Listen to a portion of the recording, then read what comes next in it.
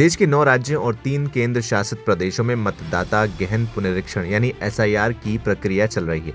इन राज्यों और केंद्र शासित प्रदेशों में बीएलओ मतदाताओं के घर घर जा रहे हैं और उन्हें न्यूमरेशन फॉर्म यानी गणना प्रपत्र की 2 प्रति दे रहे हैं और फिर उन्हें उनसे फॉर्म भरवा रहे हैं और एसआईआर की प्रक्रिया पूरी करा रहे हैं। लेकिन इस बीच लोगों के मन में ये डर पैदा हो गया है कि अगर एसआईआर की प्रक्रिया के दौरान उनका नाम मतदाता सूची से कट गया हो तो क्या फिर से नाम वोटर लिस्ट में जुड़ पाएगा या उससे उनकी नागरिकता को लेकर कोई सवाल उठेगा।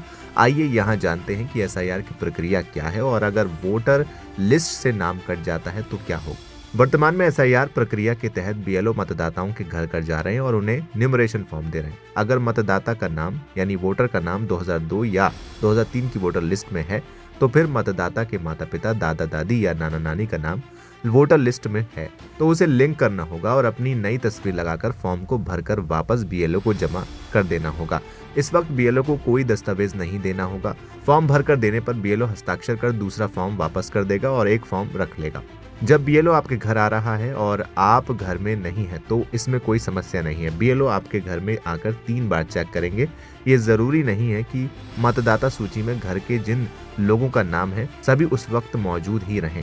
घर का कोई एक मेंबर भी इस पूरे प्रोसेस को पूरा कर सकता है और अगर आप घर से बाहर हैं या फिर किसी दूसरे शहर में हैं तो आप ऑनलाइन माध्यम से भी गणना प्रपत्र फॉर्म भर सकते हैं।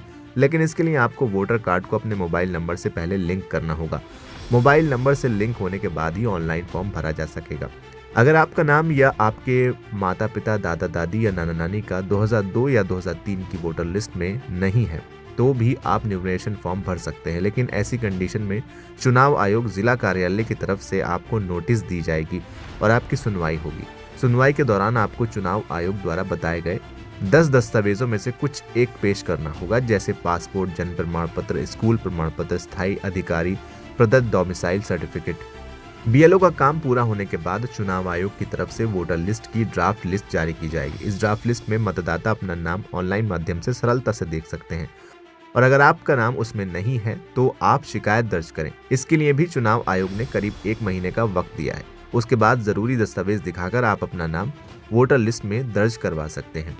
इसके बावजूद अगर आपका नाम फाइनल वोटर लिस्ट में किसी वजह से नहीं आता है तो कोई दिक्कत नहीं है। आप वोटर लिस्ट में अपना नाम सामान्य प्रक्रिया के तहत जुड़वा सकते हैं। ऑनलाइन माध्यम से या बीएलओ से बात करके आप अपना नाम वोटर लिस्ट में जुड़वा सकते हैं। इसके लिए एड्रेस प्रूफ, जरूरी कागजात देने होंगे। एसआईआर सिर्फ वोटर लिस्ट को अपडेट करने जैसा है। अगर किसी वजह से आपका नाम मतदाता सूची में नहीं शामिल होता है तो आप आसानी से चुनाव आयोग की प्रक्रिया का पालन करते हुए जुड़वा सकते हैं। वोटर लिस्ट में नाम जुड़वाने का प्रोसेस वही रहेगा जो सामान्य तौर पर रहता आया है।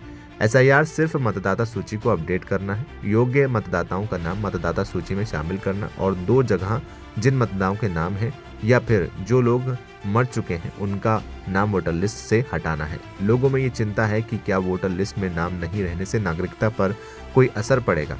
तो एक्सपर्ट्स का कहना है कि वोटर लिस्ट में यदि किसी का कारणवश नाम कट जाता है तो इससे नागरिकता को लेकर कोई सवाल पैदा नहीं होगा। फिलहाल इस वीडियो में इतना ही। अगर आपको ये जानकारी पसंद आई हो तो इसे लाइक करें, शेयर करें और चैनल को सब्सक्राइब करना बिल्कुल ना भूलें।